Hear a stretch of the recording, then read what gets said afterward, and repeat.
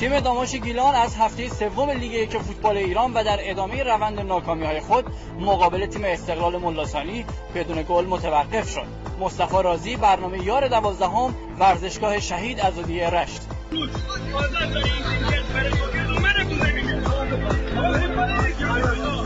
بازیکن هدف نداره، دفاعش هم خیلی امسال ضعیف شده، نمیدونم حالا چرا آف کردن. همه که امروز وقتی بازی رو می‌بردیم، امروز که نبردیم. یک کدوم بازی رو می‌خوام ببریم؟ والا اون هفته که باختیم، هفته گذشته که باختیم، بازی داماش به نظر من بازی اینجوری تاکتیک خاصی نداره. الان تیم مقابل امروز دو تا تک به تک نزد، یه دونه تیر دروازه رو زد. مالک بازی بود ولی اونجوری که باید موقعیت ایجاد می‌کرد ایجاد نکرد. تو خیلی نقاط بازیکن می‌خواد.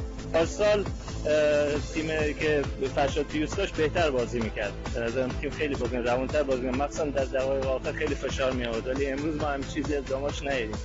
تیم داماش امروز فوق‌العاده بازی کرد. یه تیم خیلی خوب، یه دست با تماشاگرای خیلی خوب. یعنی واقعا من این بهشون تبریک میگم بابت این تماشاگرای خوبی که دارن.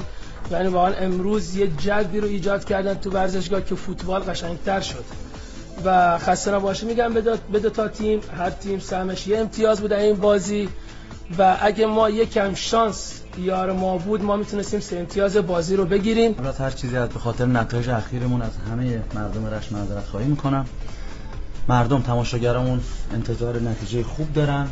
حالا با تمام مشکلاتی هم که هست به هر حال حقشونه که این انتظار رو داشته باشن. منم به خاطر همین از همه شما اصحاب رسانه و از طریق شما از مردم و تماشاگرامون معذرت میخوام. امیدوارم که بتونیم جوابگوی انتظارات مردم باشیم. تیم پرطرفداریه. خود منم به هر حال سال‌ها تو این تیم بودم، میدونم چه توقعی ازش میگیره. به خاطر همینم باید حتما خیلی قوی‌تر از این باشیم، خیلی بهتر از این باشیم تا بتونیم حداقل بخشی از محبت مردم رو جبران کنیم. همه شما که اینجا نشستید اتفاقات 2-3 ماه اخیر داماشو میدونید. من اگر صحبتی نمی‌کنم، حرفی نمیزنم به خاطر اینکه اصلا عادت ندارم یه چیزی رو به قول معروف تکرار رو خوشم نمیاد.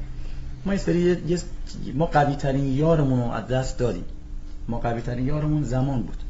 تیمی که نمیتونه، تیمی که شرایط مالیش به هر حال مثل تیم‌های دولتی نیست، بزرگترین حربش، بزرگترین سلاحش زمانه. یعنی میاد زودتر شروع میکنه، یه تیم میبنده، شروع میکنه با کار بیشتر اون کمبود مسائل مالی رو جبران میکنه.